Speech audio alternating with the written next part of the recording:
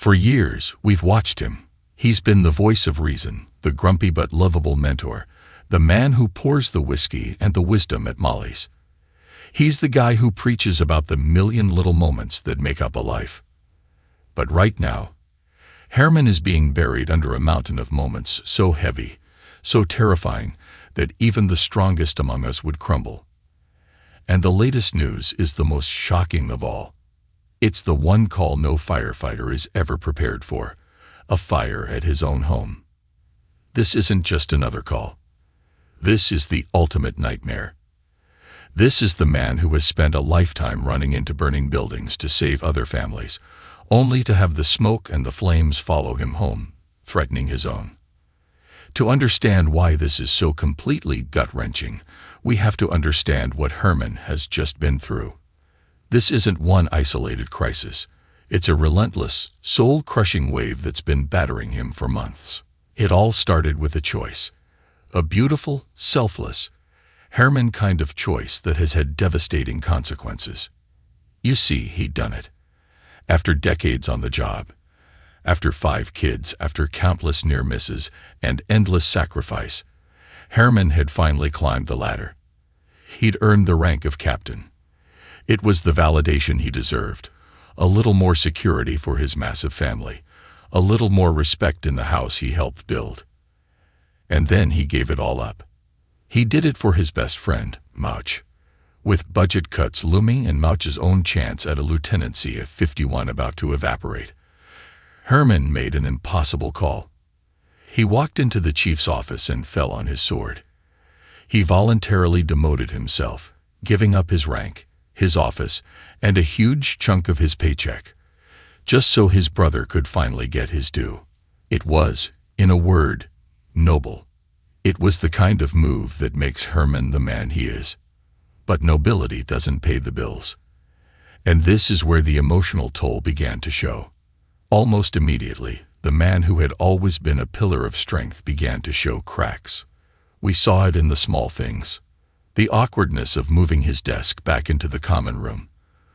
The visible wince when he had to hand over the officers' quarters he'd worked so hard for. The quiet, simmering anxiety of a man who suddenly has to feed a family of 7 on a firefighter's salary again. This wasn't just about pride. It was about survival. This is the same man who, not so long ago, sat by his wife's, Cindy's hospital bed, terrified he was going to lose her to cancer. He knows what real fear is. He knows what it's like to feel helpless as the woman he loves fights for her life. That fight, that hospital-scented terror, is a scar that never fully heals. He and Cindy have already been to hell and back. They earned their peace. And now this. Just as he's trying to adjust to this new, precarious financial reality, just as he's wrestling with the quiet humiliation and second-guessing his own selfless act, the unthinkable happens. The one thing that could break him. A fire at the Herrmann house. The very words feel wrong. They don't belong in the same sentence. The Herrmann house isn't just a building. It's a symbol. It's the place where the entire 51 family gathers. It's loud, it's chaotic, it's overflowing with love and spaghetti and kids. It's the one safe harbor in a city full of danger. It's home. And it's on fire. Suddenly, all his other problems, the demotion, the money, the pride, evaporate like water on a hot plate. They are replaced by a raw, primal terror that is horrifying to watch. This is the moment the job comes home. This is every firefighter's darkest fear realized. When that bell rings and the address comes over the dispatch, can you imagine the ice in his veins? The way his heart must have stopped. This is Herrmann, but not as we know him. This isn't the mentor. This isn't the gruff bartender. This is a husband and a father undone. This is a man who knows exactly what fire does. He knows how fast it moves. He knows how it suffocates, how it destroys, how it leaves nothing behind but ash and regret. He knows all the ways this can go wrong. As he races to the scene, he isn't Lieutenant Herrmann or Firefighter Herrmann. He is just Chris, A husband desperate to know if Cindy is okay. A father whose only thought is of his children. Are they safe? Did they get out?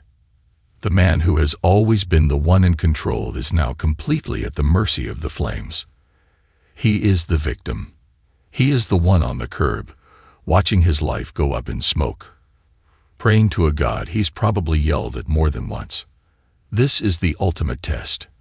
It's a crisis so profound it threatens to shatter the very core of the man we love. We've seen Herrmann injured. We've seen him fight for his life in a hospital bed after being stabbed. We've seen him grieve. We've seen him rage.